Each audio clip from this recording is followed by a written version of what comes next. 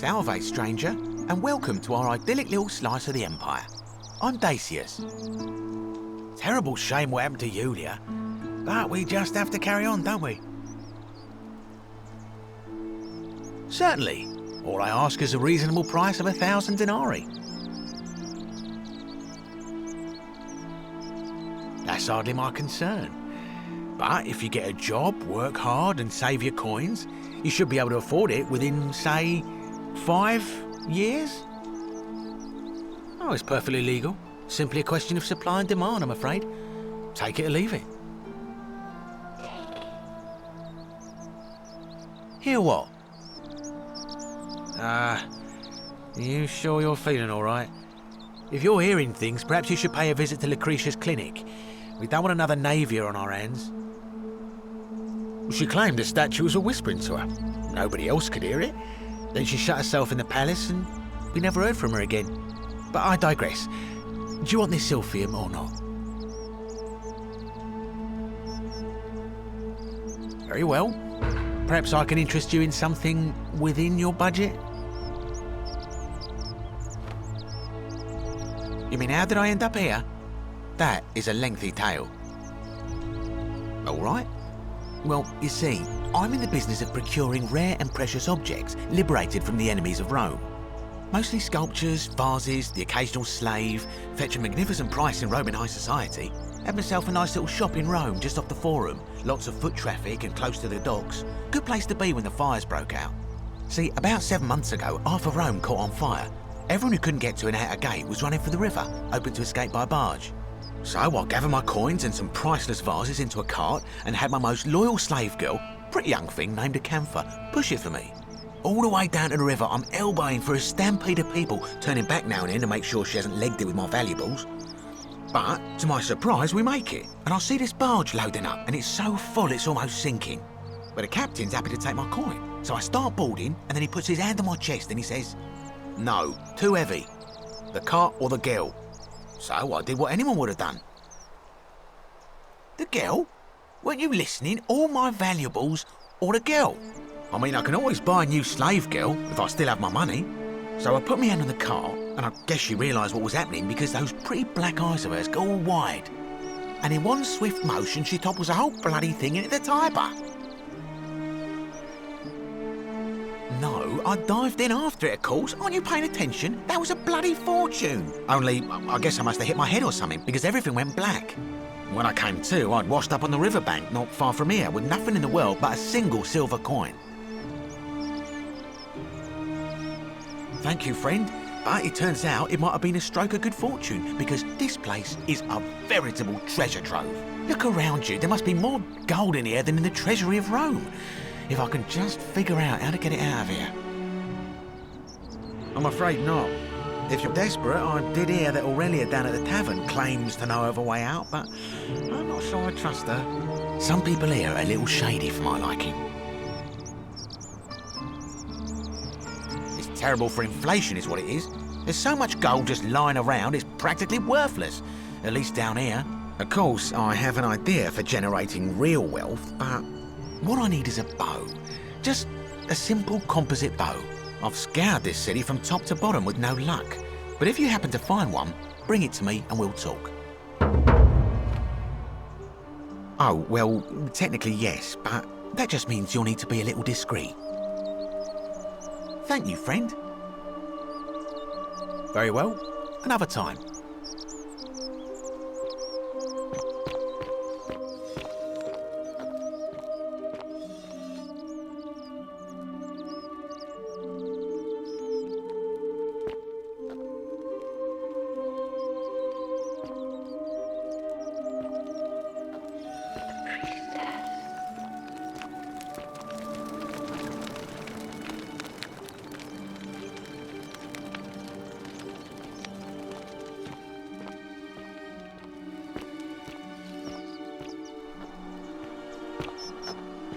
Salve.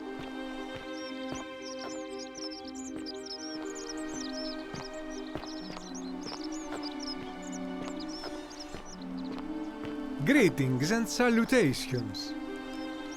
Greetings, I'm Georgius. It gladdens me to see another foreigner in our midst. We must stick together, you and I. And I must say, my sartorial friend, your clothing is most extraordinary. Leather boots in place of sandals, trousers with precise stitching, and such a curious design. I have traveled distant trade routes from the markets of Damascus to the farms of India, and never have I seen anyone dressed quite like you. Tell me, I must know, from which exotic part of the world do you hail? Then you are an explorer, like me. Wonderful. You must have many stories to share. I cannot wait to hear them. We will have much time here to get to know one another. But for now, do you require assistance? I know you do not require clothing, so information perhaps? My story? How kind of you to ask. I am a tailor and I run the humble shop in the forum. You mean to say, with all the turmoil and terror of the Golden Rule and so few customers, why bother setting shop at all? I'll tell you, it is precisely because of the Golden Rule that I wish to remind my friends of the importance of looking one's best. I say, the more of our customs we preserve down here, the more we can preserve a semblance of normality, the better our chances of keeping our heads. Don't you agree? Oh, and there is another reason too. If we all end up as golden statues for future generations to marvel at, I don't know about you, but I would like to look my best. A good question. A very good question indeed. And I would be happy to tell you if only I could remember it clearly myself. I remember I had just been to Rome to sell an extraordinary selection of wares, and drowning in coin, I decided to celebrate my success. I rented a prestigious villa by the Tiber, invited over a few select friends, and we began making our way through some of the most exquisite wine money could buy. Quite a lot of it, in fact. Now, I have had visions and awoken in strange places before.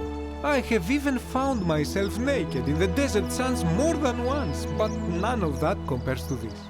This time, I remember people screaming, then falling into a void as empty as time before creation, gasping for air, and then nothing. When I regained my faculties, I was lying naked by the banks of the Tiber, gods know how many miles from my villa. Indeed, I'm lucky I was carrying a little extra weight. I believe it kept me afloat. In any case, it seems I'd been rescued and resuscitated by a benevolent stranger. I went to find firewood for his campfire, stumbled across a cave, and discovered that trapdoor temple. And here I am. Anything you like. Shh! Not so loud! What are you playing at? I must ask you to stop that at once! Have you not been told about the last attempt? Oh, then I suppose this duty falls to me. It is a long story. Aha, you are witty. I like that. Of course, the first question any of us asks when we first arrive is, how do I escape? It is only natural after all. And scaling the chasm wall is out of the question, for it is simply too steep and too far. But as they say, if the wind fails, use the oars. And here the second option is to leave the way we came in, through the shaft above the bathhouse. See, the shaft is quite high, but if one gathered up enough wood, one could make a series of ladders and climb one's way out. They have. I am getting to that. There was an attempt, made by resourceful fellows who lived here some years ago. They even decided to keep records of their escape attempt for posterity. Unfortunately, as soon as they began to carry the first ladder down the hallway, they heard a godlike voice shake the entire city, and that, tragically, is where their tale ends. So it seems that to merely attempt escape is to invite the wrath of whichever god oversees this place, and so I say it is best to not even discuss it aloud. Ah, yes. The many shall suffer for the sins of the one. As a Greek, this is nothing new to me. It is how our gods operate. Have you not heard the tale of the god Hades? He was the first to learn this dreadful lesson when he abducted Persephone and imprisoned her in the underworld. When Demeter, the mother of Persephone, learned of this, she did not punish Hades, the guilty one. Instead, she changed the climate of Earth so that it became hot and dry. Nothing grew. The grain turned to empty husks and the rivers dried up. Innocent people died by the tens of thousands until at last the other gods were forced to act lest they have no worshippers left. So yes, we know this rule. This has always been the case. The Golden Rule has merely brought it into focus. If we are to survive, I say we must each heed the simple wisdom of Thales of Miletus, first of the 7 sages of Greece, who said, "Avoid doing what you would blame others for doing." It does, doesn't it? But it is not enough for us to do this alone. For even if 99% of us adopt this principle, that will never be enough. Sadly, no matter how well we protect ourselves, the life's work of many good people can be undone in the blink of an eye by a single selfish act. Ah, the voice of experience.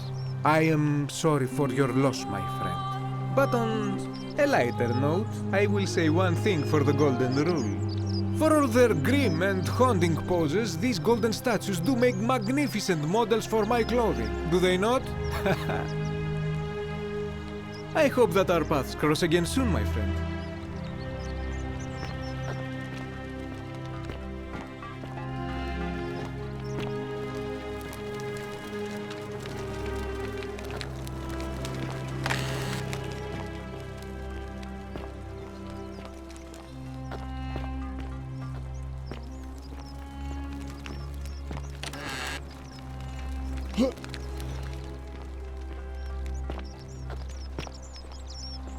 Greetings and salutations. Salve.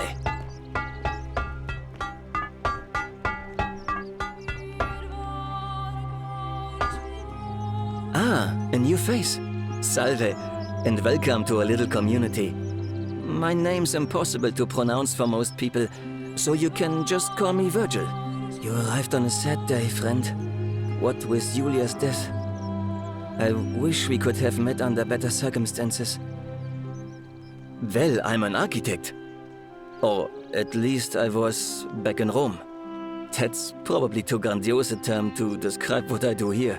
Help out with repairs and try to stop old buildings from collapsing on people, that kind of thing. But you probably don't want to hear about the ingenious architecture or mysterious history of this place. Oh, I'm glad you asked.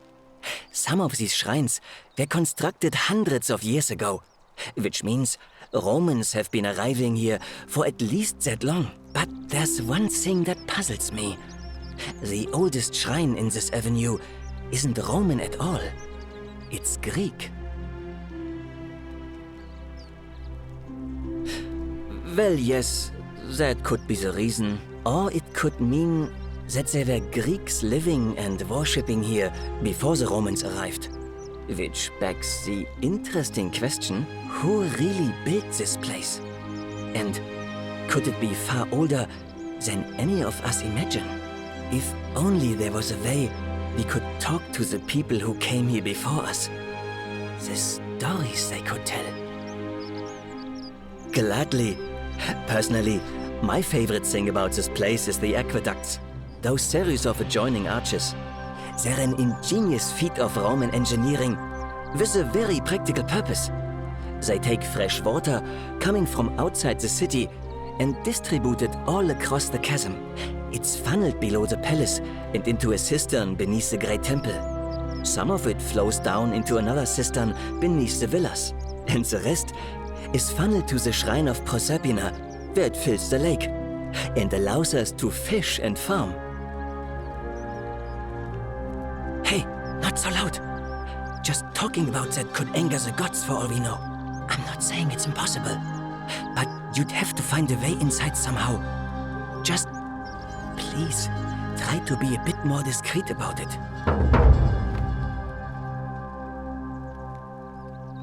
You mean the Great Temple?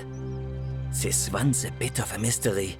Given the way it's positioned so prominently, looking down on us, it's clear that whoever built it felt it was the most important temple in the city. Unfortunately, someone else went out of their way to keep its purpose a mystery. You see, usually a temple is dedicated to a particular god, like Proserpina or Diana or Apollo. Usually, that god is obvious. But in this case, it's unknown. There's an obelisk out the front, which probably used to bear the name of this unknown god. But it appears some barbarian defaced it. And of course we can't get inside because it's locked up tighter than the Temple of Saturn in Rome. And that contains the treasury. So we're all left wondering, which god is that temple dedicated to? And could it be the one responsible for the Golden Rule? Unless somebody figures out a way inside, I suppose we'll never know. Of course. You wouldn't believe how often the new ones ask that question. But I'd tell you the same thing I tell everyone else. There are much worse places to live out your days. You might have a few sleepless nights thinking about the Golden Rule, but once you get used to the fear, knowing that a single slip-up could cost you everything, it's not too bad. Nothing new to me, anyway. Oh, I just mean I grew up in the Batavi tribe, far to the north in Noviomagus, and learned to expect a bit of hostility. They weren't nearly as tolerant as the Romans. Some people say it's divine, the work of a god, but I'm not so sure. It just seems so flawed to me. Like it's distinctly human. I mean, once you've been here long enough, you'll notice people doing things that just seem so wrong to you. But this so-called god doesn't seem to care, which means one of two things. Either you don't know the difference between right and wrong, or this unknown god doesn't. And I'm pretty sure I know the difference. Do you?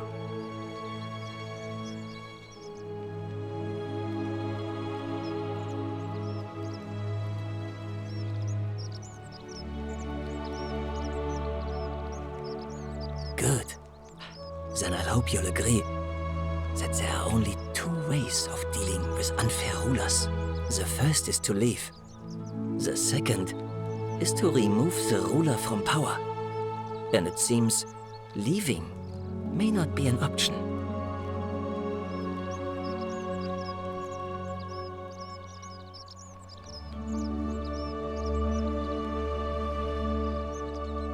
Good question. It's best if I say no more, but I hope you'll give it some thought.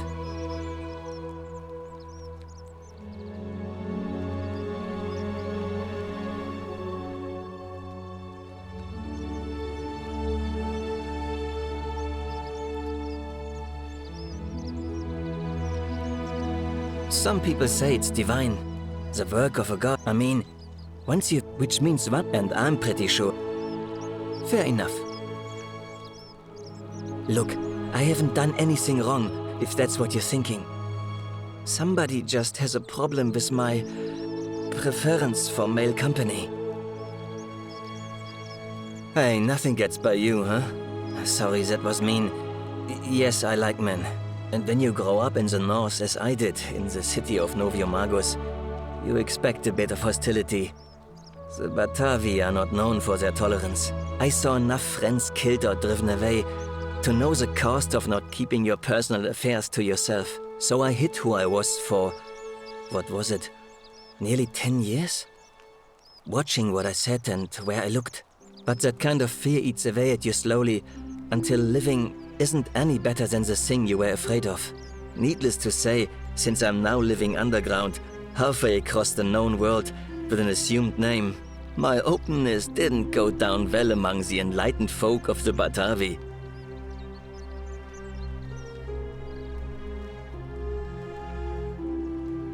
Nice of you to say, but not necessary. In any case, the Romans are far more accepting, and among them, I get to be who I am. Or at least I thought that was the case. It seems I was wrong. It's not just graffiti. I have quite a collection of handwritten notes too. The strange thing is, I keep my personal affairs to myself. I've never really been interested in any of the men here. Not my type. So I'm not sure what I could have done to upset this person. If I had to guess, I'd say it's probably one of those cultists.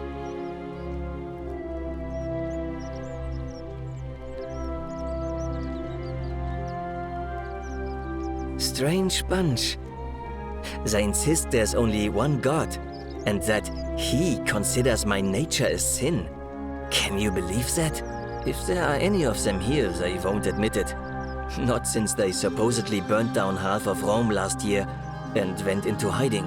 All I know is, if these threats keep escalating, eventually my secret admirer is going to cross a line and break the golden rule. Who is it? You went snooping in his place? That was risky. We're lucky you didn't cross any lines. Have you spoken to him about it?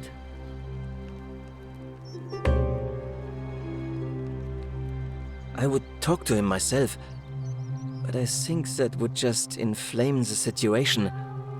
It's probably best if you do it, if you don't mind. Well, I'm an architect.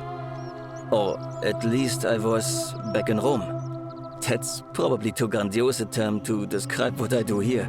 Help out with repairs and try to stop old buildings from collapsing on people, that kind of thing.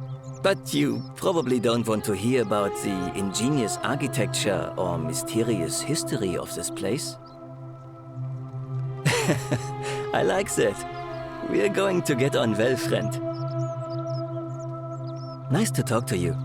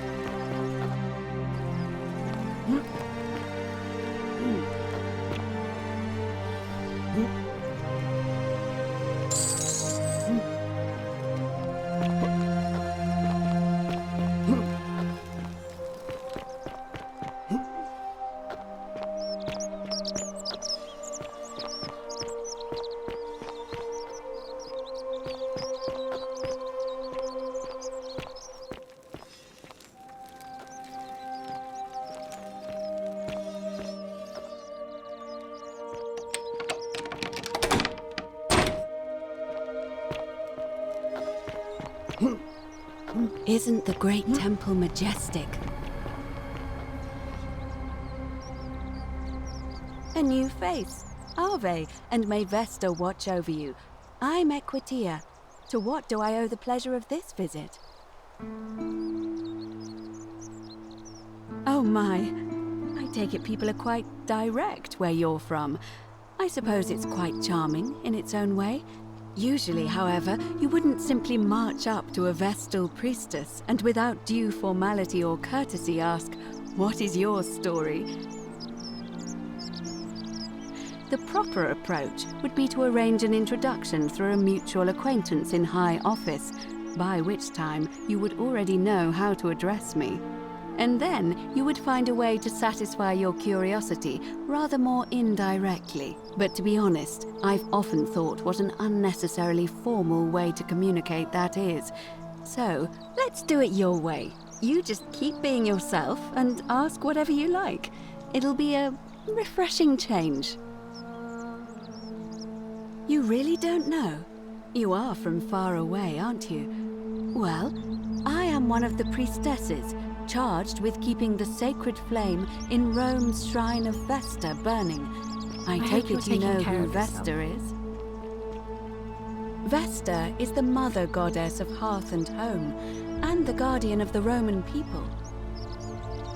You know, I'm not entirely sure. But what about you? How did you end up here? Karen, you say? And nothing about that name seemed odd to you. You do? Well then, have you spoken with any of the others about how they arrived here too? I really think you should. Go around and ask them what they remember and see if you notice any patterns. Good. Thank you. But please be careful. I just don't want to see what happened to Livia happen to you too. Up until a few weeks ago, she was a perfectly productive member of our little community, darning clothes and cutting hair. She was always so chatty, always seeking out newcomers and asking them where they were from and how they wound up here. And then, about a month ago, she suddenly changed.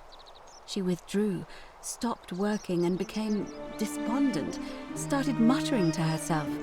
Galerius and I visited her to see how we could help, but she just looked at us with this haunted stare, called us bloodless shadows and told us we were ignorant of some pattern. Look, it could be unrelated. Perhaps she simply fell ill.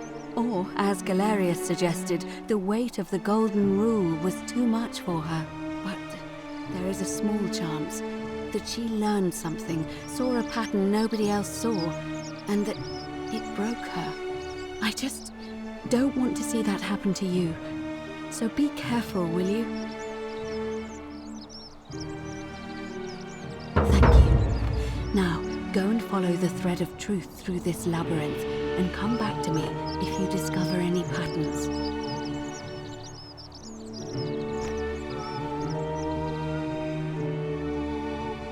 And did you notice anything?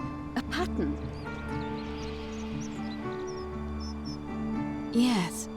I understand many of our friends were carried here by a river current. What else? Yes, I also had such an encounter. What else? There are definitely some common threads there. But I think we'll need at least a few to ensure we're not just seeing coincidences. Keep asking people how they wound up here. I don't want us to rush to any conclusions yet.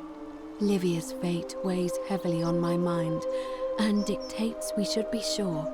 Yes, you should ask the others first. I don't, I'm afraid.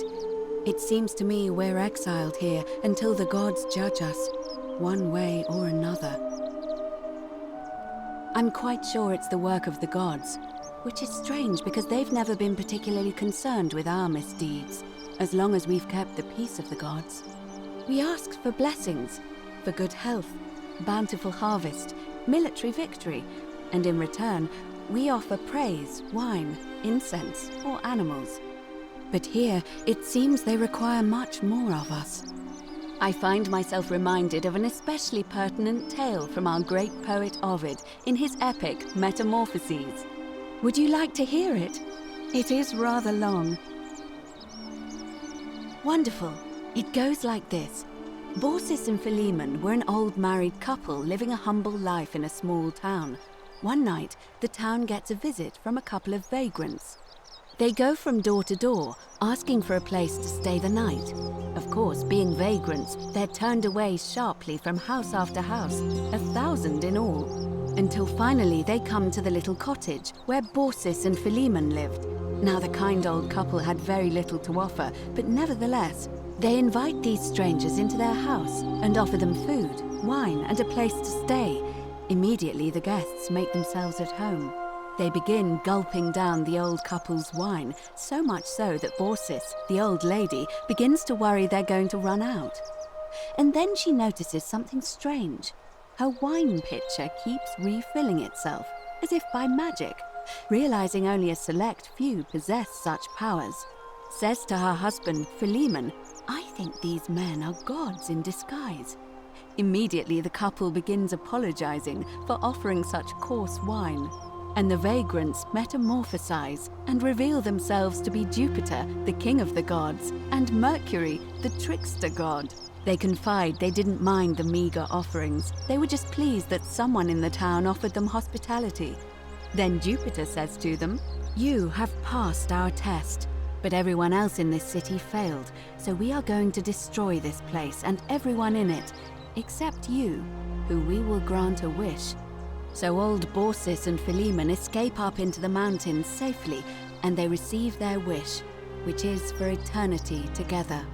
Meanwhile, Jupiter carries through with his threat and wipes that city off the map. Some say the moral of that story is that we must all honor the sacred rituals of guest friendship, the reciprocal obligations owed between hosts and guests. But I like to think it's that we should always show compassion for those less fortunate than ourselves.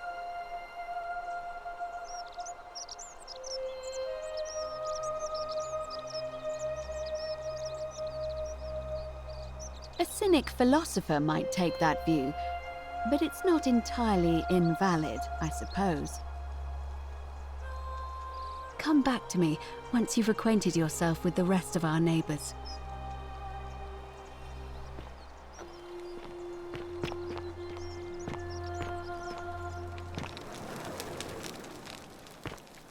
Hello?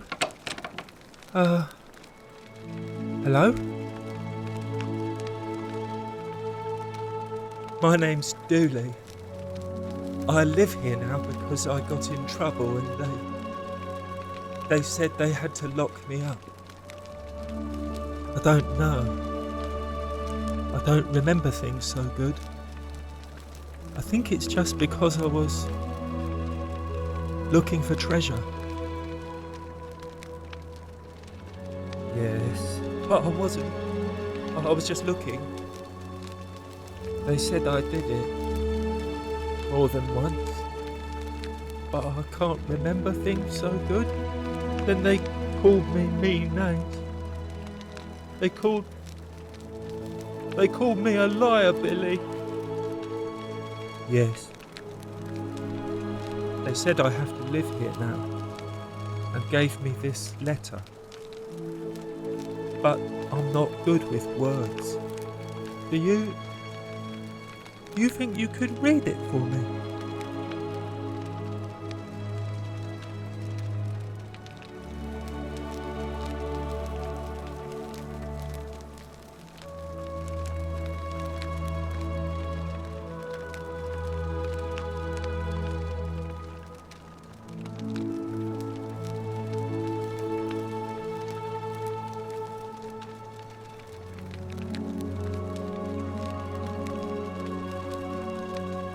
What does it say? My treasure! My friend Hannibal used to look after me. He said he always would. But then, he died. It was very sad. He said if anything ever happened to him, I had to find something very precious hidden away. He gave me this key and made me promise to keep it safe until I found the treasure. But I couldn't find it. All I remember is he said something about the cisterns. But when I went up to the high one, they put me in here. Now nobody looks after me. Except my friend Galerius. And Ek, the priestess lady. She's a nice lady. Hannibal said I shouldn't give it to anyone I didn't trust. But maybe you could help me get out of here. Then I would trust you a lot. Galerius already tried that. He said the magistrate wouldn't listen, no matter what. Like, Galerius? He's nice. I like Galerius. He made me a doll and everything. If you help make him magistrate, he can get me out of here, and I can give you the key to my treasure. Hannibal said it was in the cisterns. I can't remember what it was, just that it was way up high and very precious.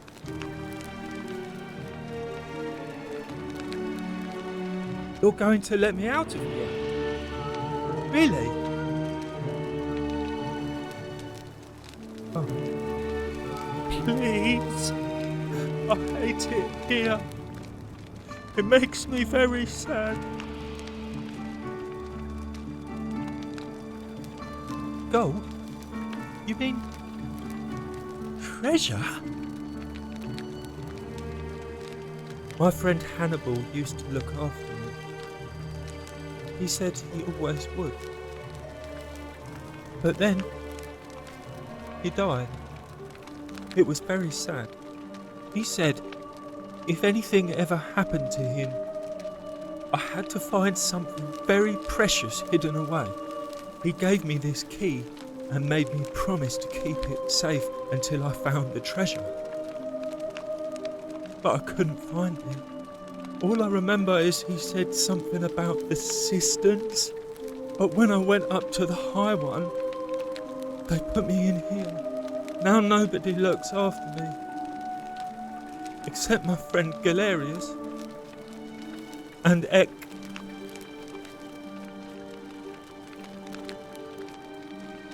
Bye-bye.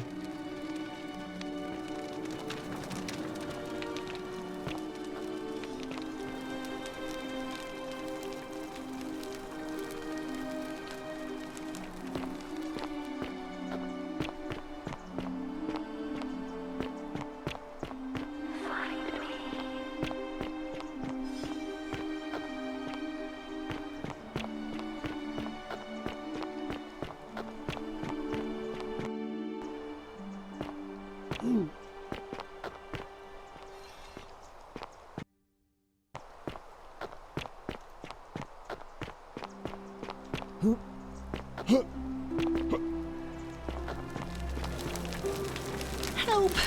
You have to do something! A man arrived in the baths. A real nasty sort, with his face all covered up. And he's got a weapon. You have to do something, or he's going to break the golden rule. Fabia, but now's not the time. Are you going to help or not? Thank you. He's still in there, somewhere. I have to hide. Find me in this empty shrine when it's over. Hear what? What? We don't have time for this. I have to go. Ugh.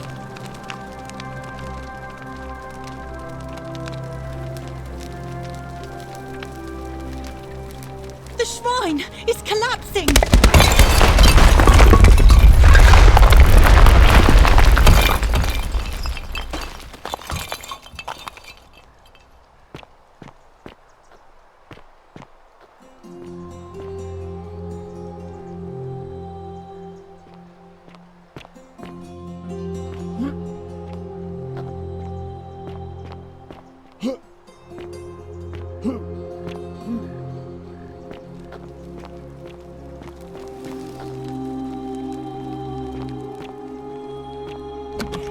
Fabia, no! Oh God, she's dead! Did anyone see that? The whole shrine just collapsed on her! Oh, Fabia, why did you have to go in there? Poor sweet girl!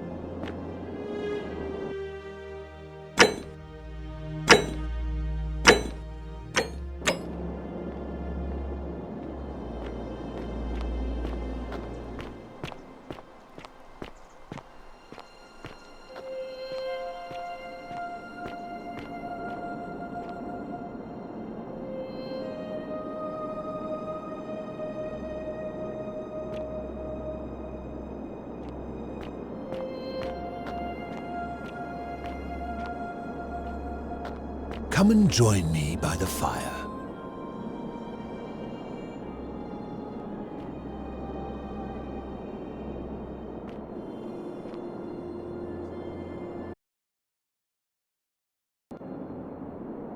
Welcome, welcome. May I ask your name? It's a sincere pleasure to meet you. Tell me, what brings you all the way down here? Then perhaps the fates brought you here to learn the secrets of this place. I will tell you everything I know, but first, a request.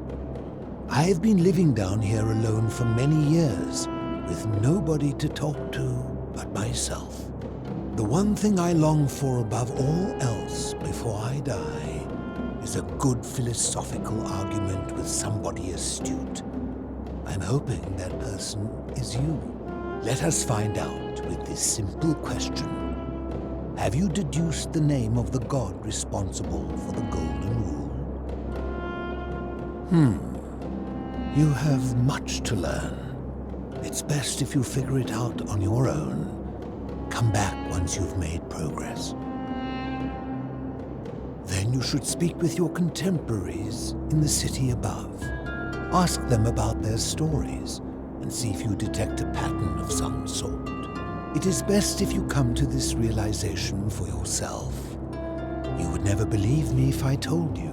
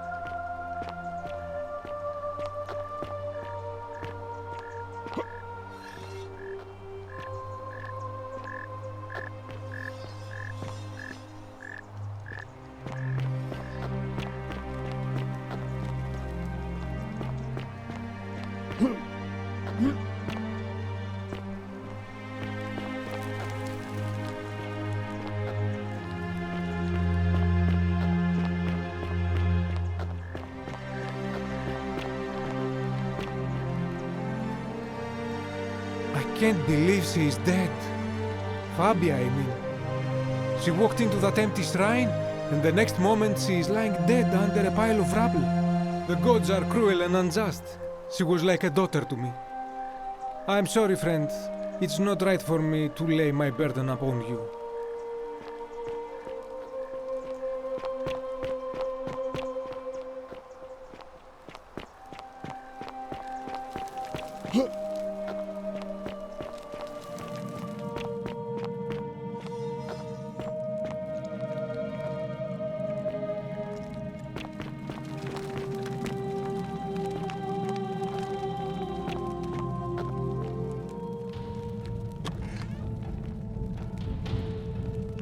Stop right there. I'm looking for Tiberius Quinctius Crispus, otherwise known as Quinctius. Do you know where he is?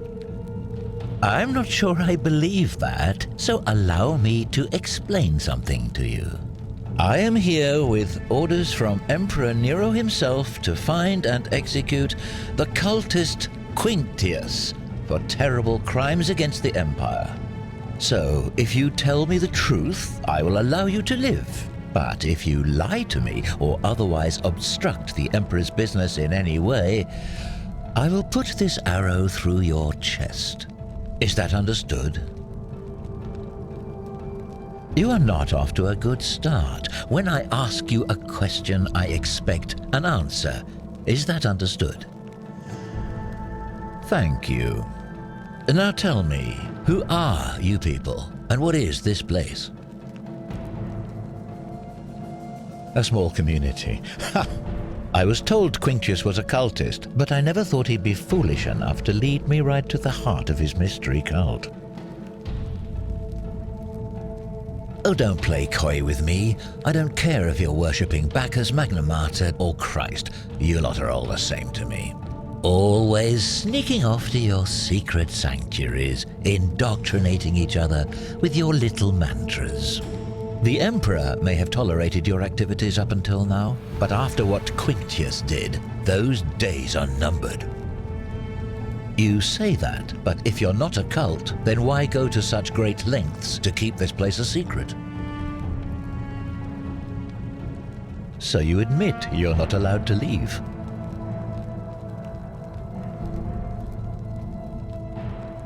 Threatening me is not going to help you, but in any case, that sounds an awful lot like a cult to me.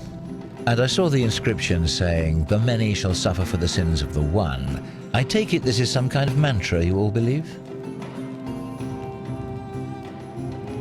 You've clearly been indoctrinated into this nonsense. Now tell me, where did you lot get enough gold to make all these statues?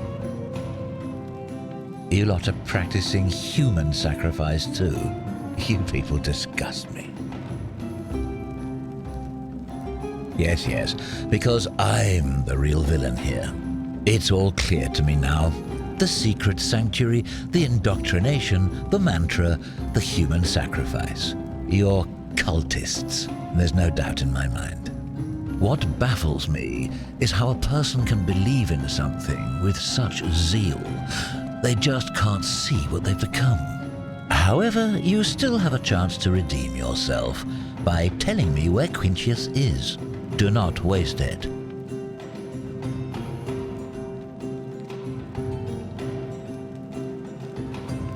Very well, here's what I know.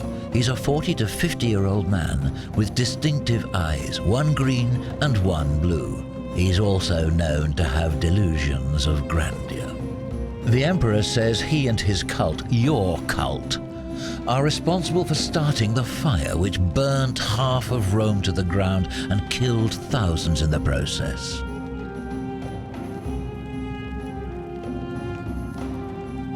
Who are you to challenge what the Emperor says? Were you there? Do you have spies and scouts all over Rome like he does?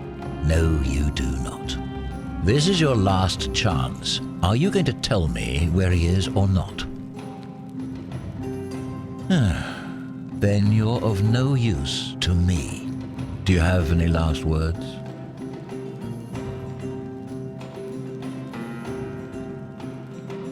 And there's a simple explanation for that. I lied. But if you want to know the truth before you die, here it is. Once I'm done with you and Quinctius, I intend to kill every last one of you wretched degenerates. And I can think of nothing I'd enjoy more. The many shall suffer for the sins of the one.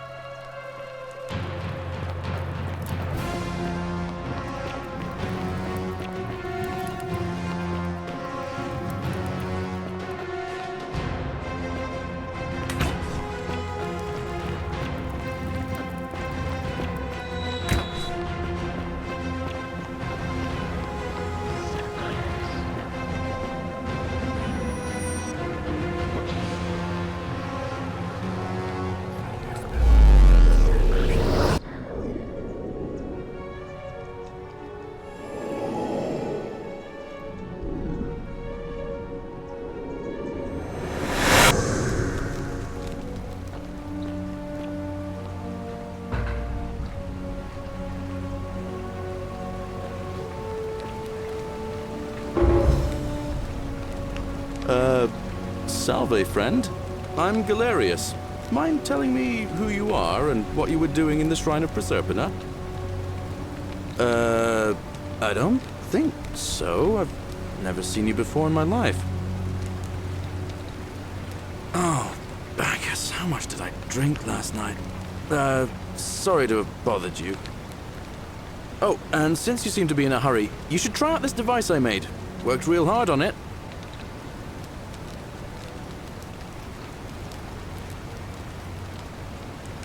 Just attach the pulley to the rope over the lake and hang on to the handles. If it works, it'll be faster than walking. And if it doesn't work, worst thing that can happen is you'll take a swim in the lake. I haven't quite summoned the courage to test it myself. But don't worry, it's completely safe. Probably. Oh, sounds serious. I'm listening. Poor guy. My uncle was a victim at rheumatism's altar, and he ended up killing himself. All right, got it. I'll go, but once I'm done, I'll need you to tell me how you know all of this.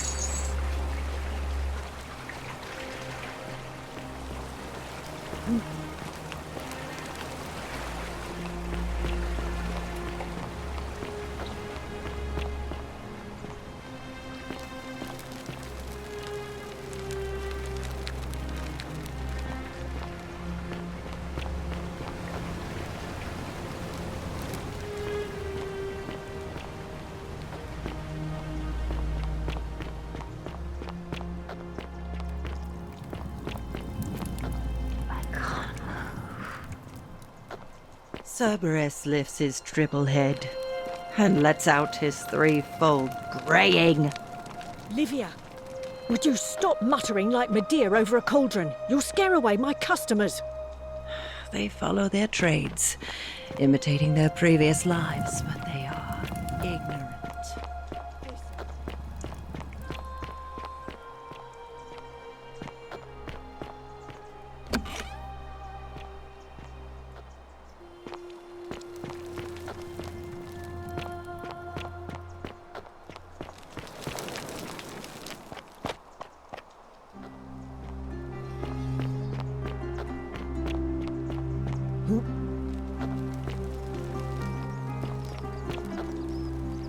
Help! You have to do something! A man arrived in the baths. Real no. You have to do. None of us do. The magistrate made us throw them all into the chasm. So now this man's bow is the only one in the city. You'll just have to improvise. Thank you. He's still in. I have to. What? Why? right, fine. Come and find me in my bakery instead. Please be careful.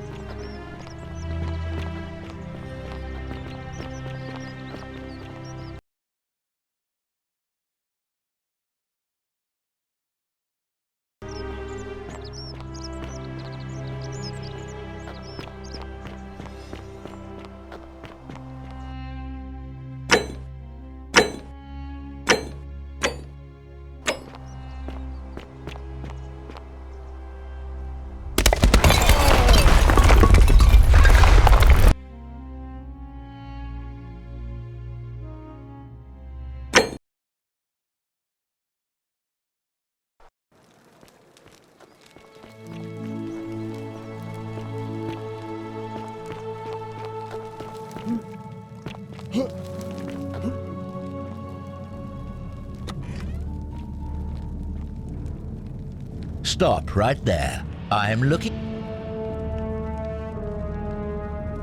Thank you. For your service to the Empire, I'll let you live for now, but you'd best make sure our paths don't cross again.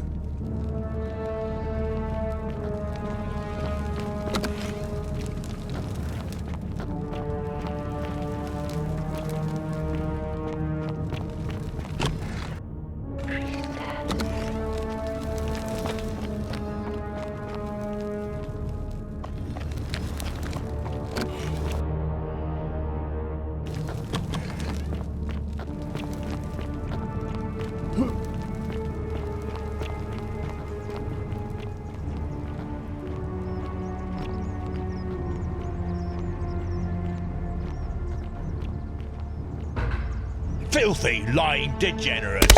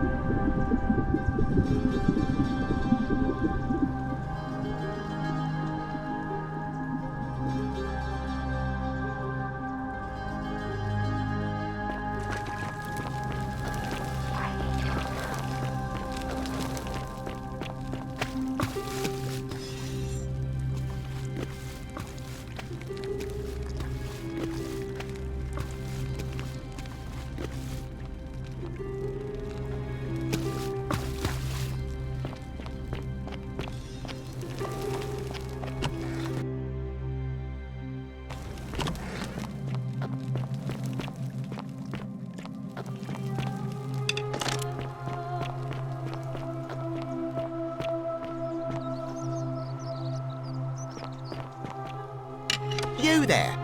I'm sorry to trouble you, but I couldn't help but notice that fine bow you're carrying. No idea how you managed to get your hands on it, especially in the light of our dear old magistrate's ban, but I'm impressed. And before you ask, no, I wouldn't dream of trying to buy it from you. I have no use for a wooden bow myself. But I would like to propose a joint business venture of sorts. Tell me, do you have any idea how people here end up as golden statues? Well, between you and me, I found an old scroll from years ago, hastily written, in which the author claimed something extraordinary and terrifying. He wrote that when the golden rule is broken, statues spring to life all over the city, wielding golden bows and begin firing golden arrows at the inhabitants.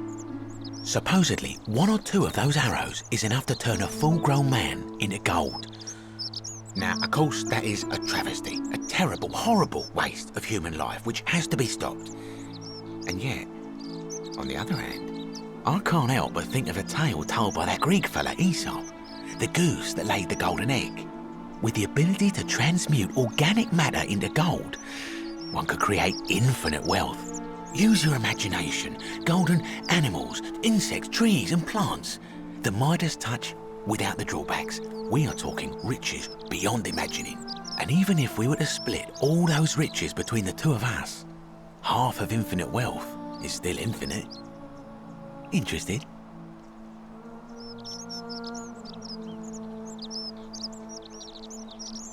Look, I might have skimmed over that one, but don't be so pedantic. Are you interested or not? Excellent. So the first question is, how do we get our hands on one of those golden bows?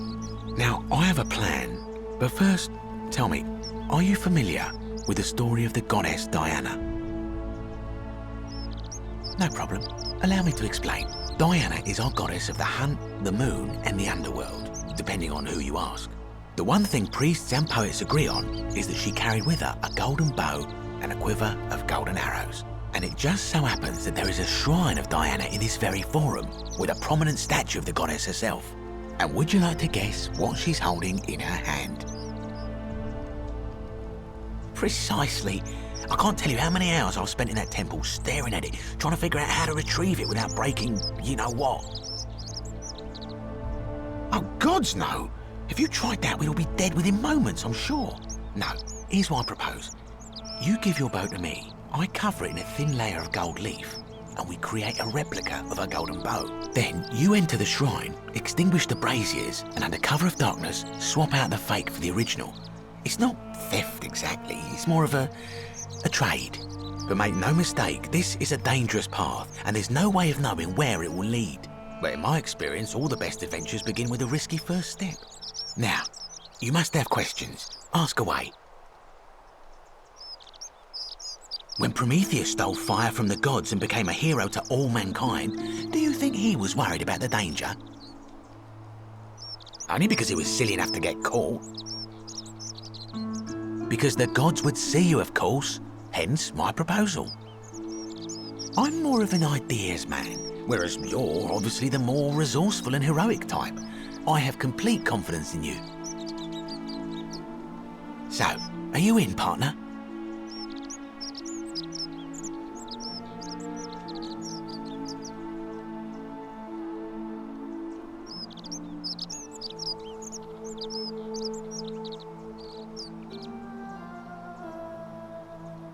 Are you sure? Last chance?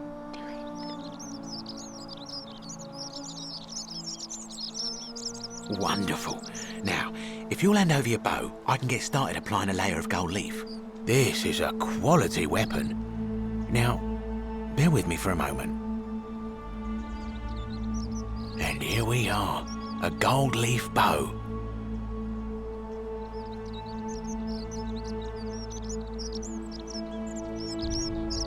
Now I've gone and unlocked the Shrine of Diana for you, so as quick as you can, head on inside.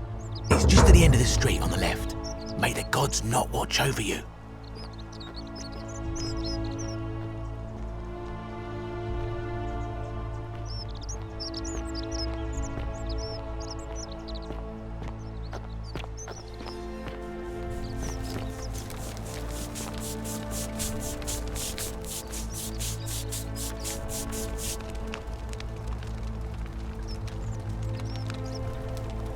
Ah, a new face.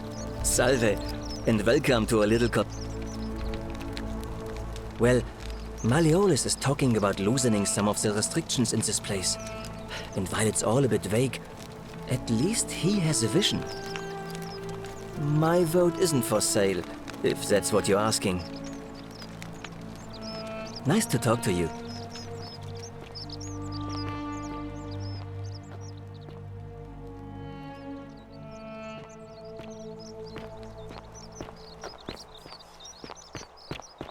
How'd you do? You took care of him? An accident? So, it's over? Oh, God. That's such a relief. I really thought we were all going to die. I do have a question, though. That shrine, the one I was going to hide in, did you know it was going to collapse?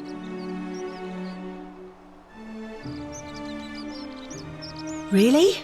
Then how? Oh, I see. Oh, I should probably keep my big mouth shut then. Sorry. I promise, nobody else will ever know what you did. But I know. That was really clever. Thank you. I'm glad you're here. Oh, speaking of which, welcome. I'm Fabia.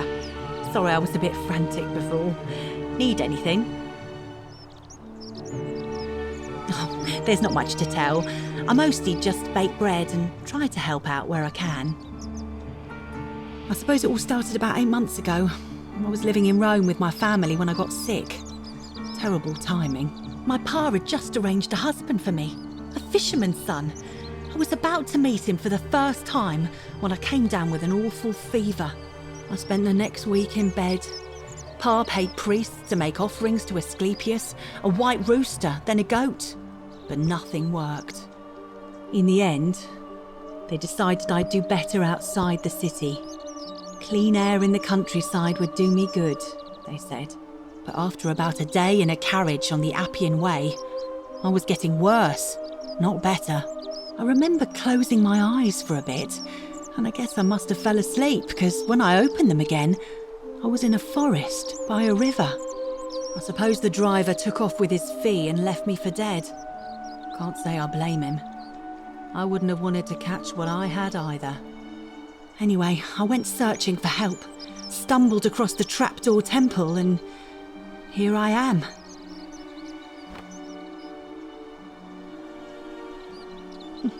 It's nice of you to say, but you should save your sympathy. Lots of people here need it more than I do. What? You've been here a few moments and you're desperate to get out already? Why not give the place a chance before you try to leave? Good people here. Galerius works hard on the farm so I can put food on our tables, and Lucretia tries to keep us healthy. My friend Georgius is always mending our clothes, and Virgil makes sure these old walls don't fall down around us. Well, he does his best. I'm just saying, there are worse places you could live out your days. Well, I can tell from your funny accent you're not from around here, but that doesn't mean you don't belong, does it? Oh, I try not to worry about it. I mean, if people are nice to each other, we won't have anything to worry about, will we? Thanks. And I like your teeth. They're so white. And your clothes. Oh, I bet my friend Georgius would like to get a look at you. And I'm sure he'd love to chatter about the golden rule with you too. He'll be just across the forum in his shop. All right. Thanks again for taking care of our problem. I won't forget it.